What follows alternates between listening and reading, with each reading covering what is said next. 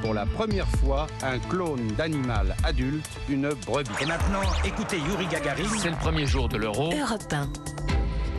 Et à 7h25 sur Europe 1, c'est l'heure du jour où votre plongée quotidienne dans la boîte à souvenirs d'Europe 1. Bonjour Laure d'Autriche. Bonjour Dimitri, bonjour à tous. Alors tragique dénouement pour le Titan. Les gardes-côtes américains ont annoncé hier soir avoir localisé un champ de débris près de l'épave du Titanic. Les 5 personnes à bord sont malheureusement considérées comme mortes. L'épave du Titanic nous fascine depuis sa découverte, sa localisation en 1985. 2 ans plus tard, une journaliste d'Europe 1, Brigitte Reynaldi, était descendue tout près de sa coque à bord du célèbre sous-marin de poche français, le Nautile.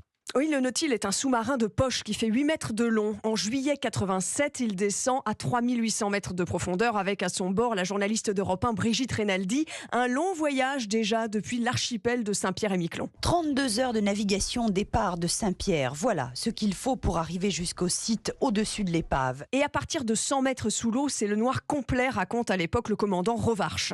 On ne voit plus rien. La seule chose qu'on puisse vraiment ressentir, c'est que cette coque épaisse du sous-marin devient progressivement extrêmement froide, puisqu'aussi bien la température qui règne au fond de l'eau à cet endroit-là est environ 2 degrés. Et puis là, tout au fond, les poissons sont rares. Ce sont des poissons qui sont blancs, complètement blancs, qui ont de grandes nageoires, ils sont très lents. D'évidence, ils n'y voient rien, faute d'avoir jamais rien vu. On dérange peut-être un peu, mais là au fond, il faut ouvrir les yeux et les ouvrir grands. Sur le Nadir, Brigitte Reynaldi, Europe 1. Et un homme, un explorateur français, présent d'ailleurs ces derniers jours à bord du sous-marin Le Titan, était déjà en 1987 à bord du Nautile pour cette expédition. Oui, il s'appelle Paul-Henri Narjolet, il est spécialiste de l'exploration du Titanic et il raconte en septembre 1987 qu'une alarme a retenti à bord du Nautile pendant la descente vers le Titanic. Le sous-marin avait immédiatement pu remonter. Le gros danger dans le sous-marin, la première chose, ce sont des entrées d'eau.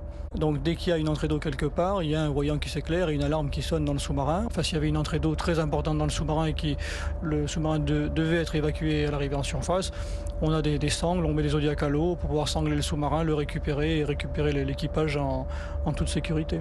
L'un des pilotes se surprend aussi à l'époque à apprendre encore des leçons au fond des mers. Quand il n'y a pas beaucoup de courant ou c'est un petit peu long à sentir le sous-marin agir, ce que l'on peut faire, c'est regarder les poissons. Ils sont toujours, comme les oiseaux, ils sont toujours dirigés vers le courant. Donc on se dit, tiens, le courant préférentiel est dans ce sens, quoi. En 1987, 37 plongées ont été réalisées vers le Titanic. 350 objets du paquebot ont été remontés pour une exposition l'année suivante, en 1988. Merci beaucoup Laure d'Autriche pour cette page d'histoire grâce aux archives sonores d'Europe.